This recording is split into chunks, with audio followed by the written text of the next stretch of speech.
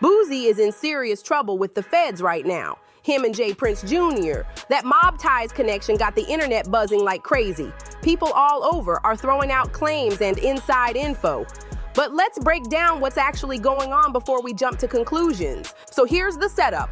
A shooting went down in the parking lot of the Arena Theater in Houston, and it turned deadly. Police say a 29-year-old man lost his life right there outside the concert late Sunday night around 11:35 p.m. on the 7300 block of Southwest Freeway near Fondren Road. Multiple law enforcement officers were already at the event working security when they suddenly heard gunshots ring out. They rushed toward the sound only to find a man bleeding out on the pavement. Officers tried first aid, but by the time the Houston Fire Department showed up, he was already gone. It was chaos. The cops haven't dropped the victim's name yet, but they did say he was most likely at the concert before everything went down. Witnesses told police they saw two men, both described as black males, hop out of a black four-door GMC truck and walk straight up to the victim. Seconds later, gunfire. Then they jumped back in the truck and sped off like nothing happened. Now here's where things get wild. Folks online are whispering that Boosie and J. Prince Jr. somehow got tied to the situation. Crazy, right? But how did their names even get pulled into this? That's what got everyone scratching their heads. Forget the random internet noise. Let's talk about how Boosie's name ended up in the middle of a deadly investigation. Exclusive details just dropped, and Boosie Badazz is not having it. He's calling out everyone spreading lies about him online, saying loud and clear, "Keep me out of that jeweler talk." Boosie's heart is heavy over what happened in Houston, Duke the jeweler losing his life shortly after they met, but he's furious that people are twisting it, claiming he had something to do with it. He's straight up denying any part in that tragedy. Boosie's Labor Day weekend trip to Houston went from business to heartbreak fast. Duke the jeweler, just 29 years old, was shot multiple times and pronounced dead at 11:46 p.m. that Sunday night. Witnesses told police they saw two unidentified black men hop out of a black GMC truck, walk up to Duke, and open fire before speeding off into the night. It was cold, shocking, and sudden. Now here's how Boosie's name even got dragged into this. Y'all got us all the way up, man. We met that dude, Duke the jeweler, the night before. We was gambling. The next day, dude followed us to the concert. When we left out the concert, we under the garage. Dude went to his car by himself and walked down to the parking lot. That's when somebody tried to rob him and killed the dude. What the hell my 19-year-old cousin gonna try to rob and kill somebody? Bro, we getting money, man. We get fucking money. That ain't our stilo. As a boss, I ain't letting that go down like that, man. This dude finna make me a piece. So y'all need to kill that. That's bad low, man. Don't put us in nothing with no bad low. It's bad low, man. It's bad low, man. Straight up the shit. Earlier that day, he had met with Duke face to face. Duke, not knowing what was about to happen, actually recorded what became his final moments on Instagram. In that clip, you can see Duke showing off his icy jewelry, stacks of cash, and designer Louis Vuitton bags. Boosie later shared that he was heartbroken when he found out what happened. On his flight back home, he posted a video explaining everything he knew, his voice breaking as he talked about the loss. He said Duke was walking to his car right after they met, and from Boosie's point of view, it looked like a robbery gone wrong. He wasn't close to the scene, but he heard the gunshots, and that sound stuck with him ever since. Boosie's post didn't calm anything down. It lit the internet on fire. Trolls started flooding his comments, hinting that he might have had something to do with the fatal shooting, and that's when Boosie completely lost it. He snapped back hard, cursing people out and telling them to stop spreading lies about something so serious. At the time, Boosie was just in Houston for a co-headline show with Plies, and Duke was supposed to design him a custom jewelry piece. Simple business, right? But once the internet got wind of the story, it turned into chaos. People online started digging deep, finding clips, screenshots, even background info that nobody had heard before. And once social media gets involved, they move fast. It was like a digital manhunt. People were determined to figure it out, no matter who got dragged into it. Then came the real shocker.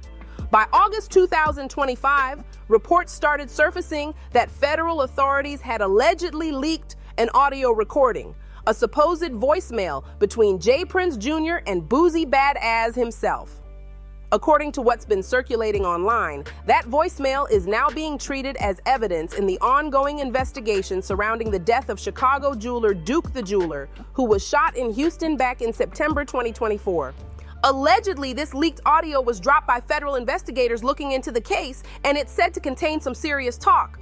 The reports mention threats and hidden intentions, adding fuel to already high tensions between Boosie and J. Prince Jr. after Duke's tragic death. Social media rumors even claim J. Prince Jr. allegedly told Boosie he'd be found dead within 24 hours. That's wild. If true, it shows how deep this whole situation really goes. Now, here's the part people need to pay attention to. These so-called reports all came from random social media posts and sketchy outlets like All Player News and a few Facebook pages. One even called M&M News. None of the major reputable news outlets ever confirmed any of it. The supposed voicemail leak, the death threats, all of that came straight from unverified online rumors with zero official backup. So let's keep it real. When you actually try to click on those so-called proof links, what do you see? Boom, nothing. Page after page of nothing. No audio, no transcripts, no legit sources, just internet smoke and mirrors. Turns out the whole thing was a flat-out hoax. It wasn't real, never was. People fell for it because drama spreads faster than facts online. And for those constantly asking, what you think about Boosie and J. Prince Jr. going at it? The answer's simple. It looks wild online, but that doesn't mean it's real. Boosie isn't going down for something that doesn't even have solid evidence behind it. Let's be honest, if a story like that was legit, every single major outlet would have blasted it across headlines instantly. The fact that they didn't tells you everything you need to know. And one more thing, people need to understand how Houston moves. That city is massive and unpredictable. Yeah, it's got the Astros, the Texans, the Rockets, but it also has a street side that's heavy. People there hustle hard, and sometimes the streets get rough. So before jumping to conclusions, remember, Boosie being in Houston doesn't mean he had anything to do with that chaos. Houston is one wild city. There's always something going on out there. It's beautiful, full of life, music, and money, but like any big city, there's a split between the haves and the have-nots. And when that gap gets wide, people get desperate. If you're not careful, you might get robbed before you even know what's happening. That's just real talk.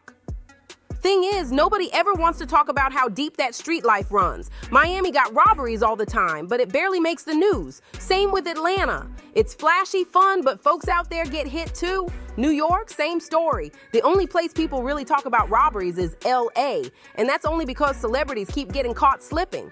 Meanwhile, Chicago, man, they'll take your whole car and disappear before sunrise. So let's get it straight. It's not real. All that Boosie had something to do with it talk, it's just noise. If Boosie really did play a part in something like that, we'd know eventually.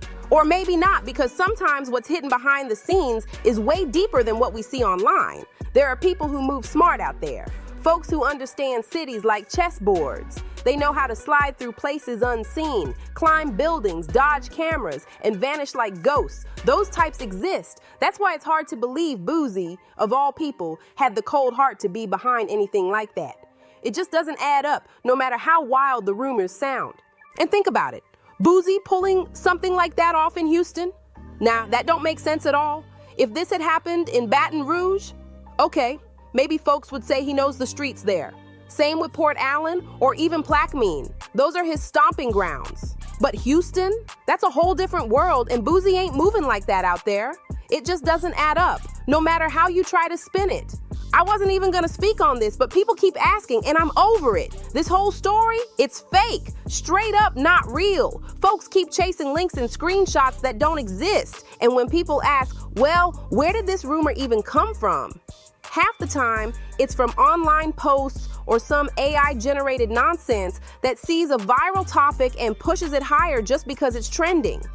That's the crazy part. These fake stories get boosted so much that people start believing them like they're facts. But trust me, this ain't that.